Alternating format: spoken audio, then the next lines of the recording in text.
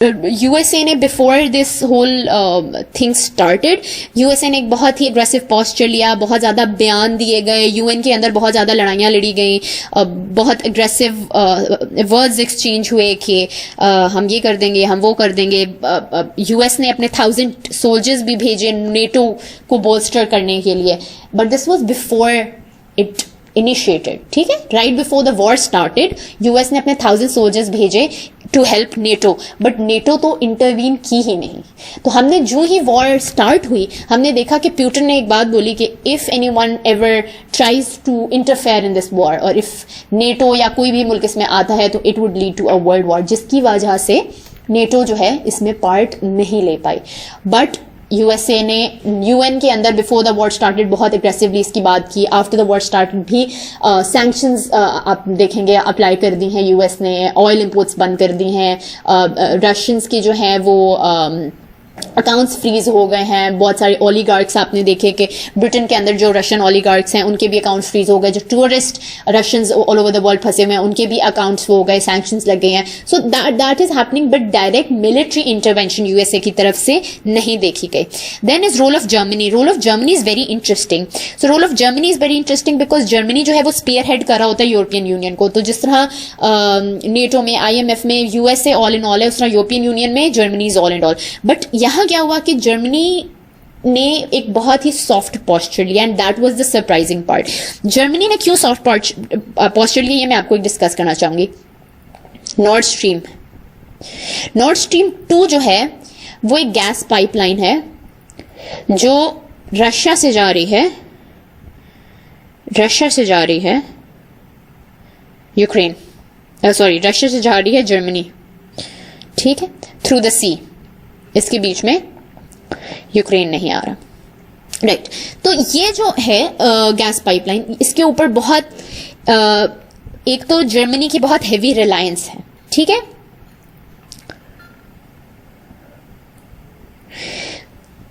और ये बहुत ही हेफ्टी चार्जेस से ये बनी है गैस पाइपलाइन, और जर्मनी बहुत ज्यादा डिपेंडेंट है ऑन रशियन गैस। अब मैं आपको बता देती हूं, जो रशिया की इंपोर्ट्स हैं, टोटल गैस इंपोर्ट्स, उसमें से 56% जो है वो रशिया से आ रहा है। 56% गैस जो जर्मनी यूज करता है, गैस जर्मनी यूजिंग जो है, दैट्स कमिंग फ्रॉम रशिया।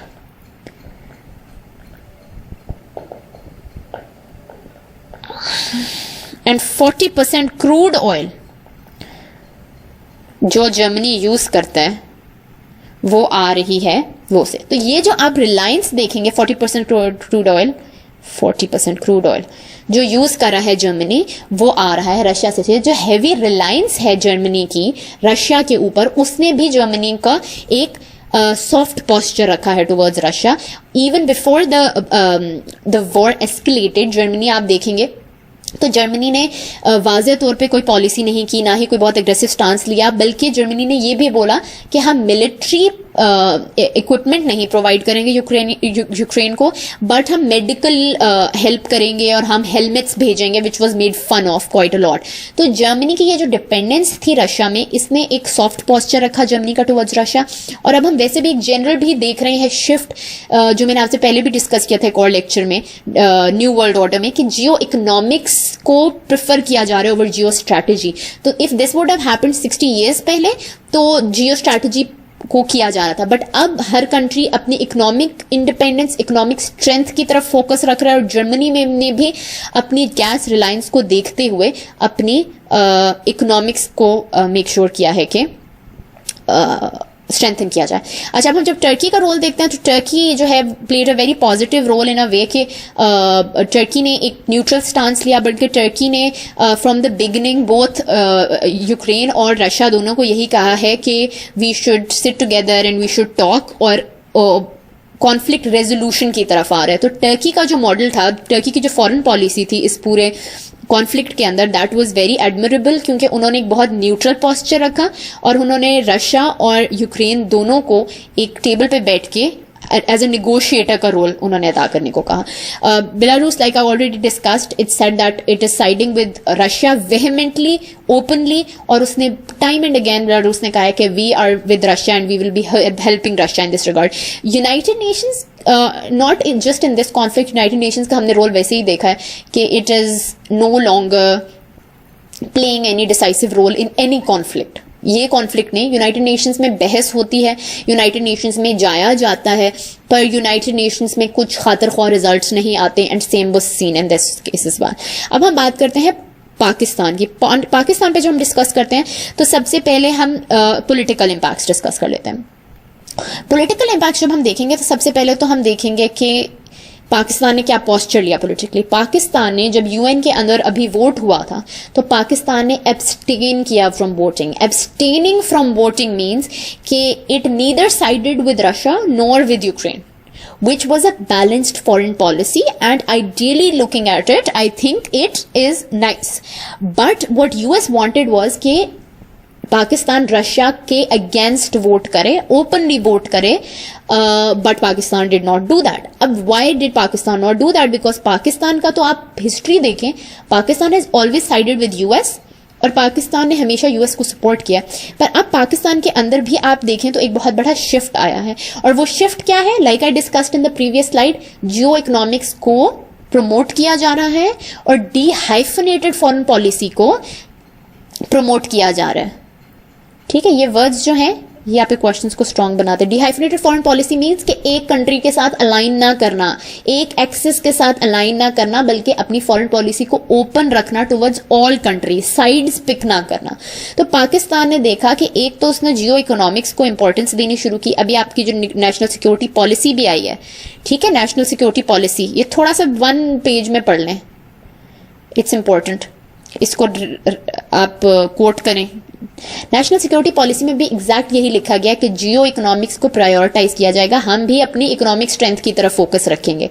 तो हमारे लिए यह फायदेमंद नहीं है कि हम यूएस के साथ होकर बैठ जाएं, हमारा रशिया को भी ओपन रखना जरूरी है, हमारा वहां पे भी पोटेंशियल है, तो व्हाई नॉट, राइट। और आप देखेंगे तो पाकिस्तान ने अब ये करना शुरू किया। अब सीपैक के साथ को भी उस टर्म्स में भी देखें तो हमारी बहुत अपॉर्चुनिटी है, हम रशिया को वार्म वाटर्स प्रोवाइड करके बहुत सारी ट्रांजिट फी ले सकते हैं, बहुत सारा हमारे यहाँ पर पोटेंशियल है। तो हमने अब उस पोटेंशियल को रियलाइज करके हमने एक न्यूट्रल पॉलिसी रखी है।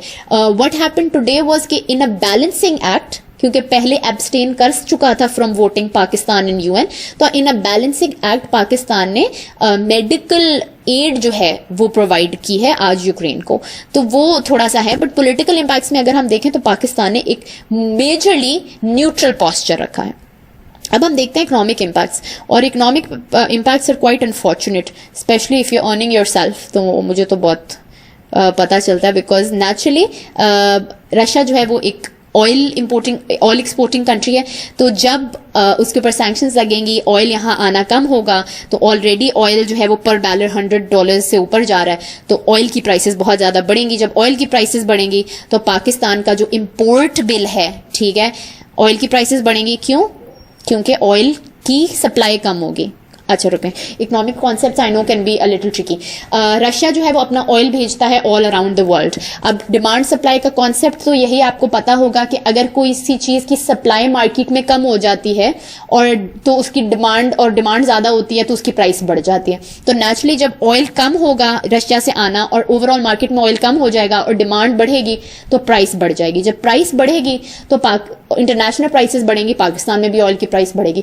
जब पाकिस्तान में ऑयल की प्राइस बढ़ेगी तो पाकिस्तान का इंपोर्ट बिल बढ़ेगा, कि पाकिस्तान पहले जो है $100 का ऑयल मंगा रहा था, अब पाकिस्तान को वही ऑयल $120 का मंगाना पड़ा है, तो पाकिस्तान हैज टू पे मोर डॉलर्स। फिर पाकिस्तान की क्या होगी, इकोनॉमी पे ज्यादा प्रेशर आएगा, क्योंकि हमारा इंपोर्ट बिल बढ़ रहा है पर हमारा एक्सपोर्ट बिल तो नहीं बढ़ रहा, क्योंकि हमारी एक्सपोर्ट्स तो उतनी ही है, सिर्फ ऑयल की प्राइस बढ़ रही है। तो इस तरह से पाकिस्तान के ऊपर इकोनॉमिक इंपैक्ट्स आ सकते हैं, जो कि ऑलरेडी पाकिस्तान इतना ज्यादा बुरी तरह स्ट्रगल कर रहा है because of Covid and because of inflation and because of IMF की जो टर्म्स एंड पॉलिसीज थी, तो उसकी वजह से this war if it keeps going will have severe consequences on Pakistan economy as well. फिर हम सोशल इंपैक्ट्स डिस्कस करते हैं। सोशल इंपैक्ट्स में अगर हम बात करें तो पाकिस्तान के नियरली 8,000 स्टूडेंट्स जो है वो यूक्रेन के अंदर करंटली स्टडी कर रहे हैं, और you know that is a problem. बहुत सारे लोग रशिया में जॉब भी कर रहे हैं, आप देखेंगे तो वो एक हमारा जो डायस्पोरा है इन रशिया एंड यूक्रेन वो इफेक्ट हो रहा है, तो we have to work with that. अब वे फॉरवर्ड क्या है? पाकिस्तान एक डिहाइफोनेटेड फॉरेन पॉलिसी रखनी चाहिए, like I discussed earlier. Pakistan को अपने एक्सपैट्रिएट्स को फैसिलिटेट करने की तरफ काम करना चाहिए और पाकिस्तान को इकोनॉमिक इम्पैक्ट्स को मिटिगेट करने की कोशिश करना चाहिए, but it is easier said than done. ये जो आखिरी पॉइंट है ना, ये बोलना बहुत आसान है कि अच्छा ऑयल प्राइसेस बढ़ेंगी, आगे बढ़ने के चांसेस हैं, तो आप उसको फोरसी करके कोई पॉलिसी बना लें, बट इस तरह के कुछ मैक्रो इकोनॉमिक इस तरह की चीजें होती हैं कि what can we do? Petrol की प्राइस बढ़नी है, पेट्रोल के ऊपर रिलायंस हमारी हैवी है, what can we do about it? हाँ, कुछ हद तक चलें, इफ वी प्री प्लान शायद 1% कम कर लिया जाए, but that's the way forward. एक जो मैं एक और यहाँ पर एक थ्योरी में, क्योंकि आया पेपर 2 के टर्म्स में भी बात कर रहे हैं, तो एक थ्योरी जो मैं लास्टली डिस्कस करना चाहूंगी, क्योंकि मैंने 3-4 डिस्कस की इनके टर्म्स में, that is the balance of threat theory. Balance of threat, and this was given by Stephen M. Walt. ये आई होप आपने थेरीज तो सारी पेपर 1 में पढ़ ली हुई हैं, बट बैलेंस ऑफ थ्रेट ये बात करता है कि जो बिहेवियर है कंट्रीज का वो डिटर्मिन करता है by the threat they perceive from another state. तो अगर एक मुल्क दूसरे मुल्क से थ्रेट परसीव कर रहा है, वो थ्रेटेंड फील कर रहा है, तो उसका बिहेवियर उसकी वजह से चेंज होगा। रशिया ने यूक्रेन से थ्रेट फील किया, थ्रेट क्यों फील किया? कि ये नेटो की तरफ जा रहे हैं, और उसने उसको रिएक्शन दिया, उसने उसके बिहेवियर को, रशिया के बिहेवियर को ऑल्टर किया और रशिया ने इस तरह से रिएक्ट किया।